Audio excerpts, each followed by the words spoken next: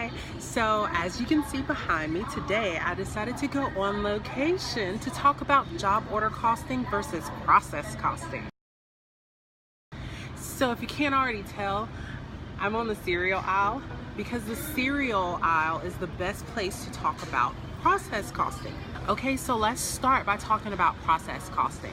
Process costing is when you're producing a big group of items that look exactly the same. So we're going to take this big box of cornflakes, for example. I love cornflakes. Cornflakes are a great example of process costing because they are produced in large quantities. There's nothing special about this box of cornflakes versus all of the other boxes of cornflakes that you might see behind me. And so what usually happens is the company will take and mass produce these. They will buy tons of flour, tons of, let's see what else goes in here. We probably don't really want to talk about it, but let's say sugar. They'll buy all of those things in bulk, and then they will mass produce these products, these boxes of cornflakes that you see here. And then what will happen is, as opposed to individually pricing this box of cornflakes, they will price the whole thing and then divide it by the number of units that they make. Simple, easy peasy, because we don't want it to be too complicated. However, on the other side, we have job order costing. Okay, so process costing is different from job order costing because job order costing is for something that is highly specialized. We are producing one thing at a time. It comes with its own specifications and things like that. So we changed locations and now we're on the holiday cards, because a lot of times when you think of job order costing, you think of big ticket items like a plane or a bus or something like that. But also something that could be job order costing is something like an invitation. So my wedding invitation should not look like any of these other generic invitations that can be processed, you know, using process costing.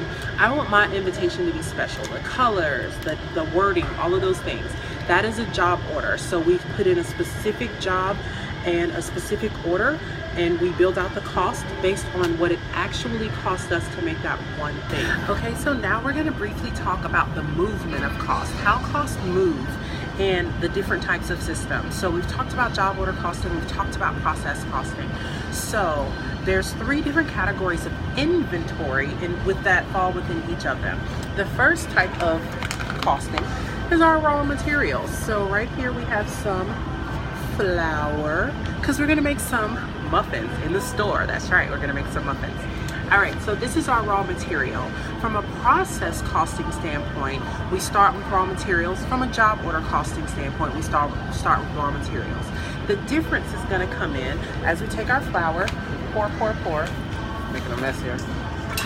We pour into our bowl and we start mixing this stuff together. As you can see, I'm making some of those clear muffins that you can't really see that well.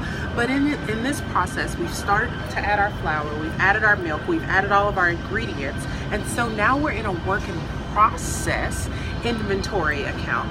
From a job order costing standpoint, they only have one work in process account because we're making something customized. So we're going to leave it in there, we're going to work on it until we get it done.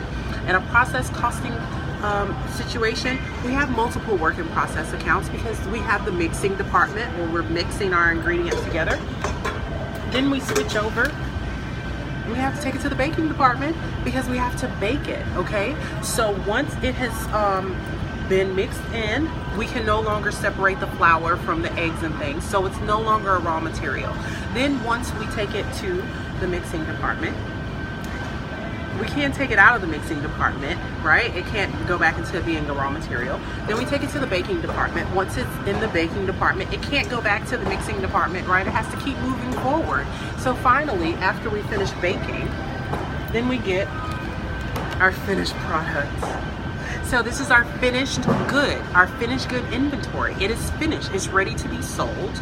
And then once we actually sell it to the buyer over here, that is when it goes to cost of goods sold.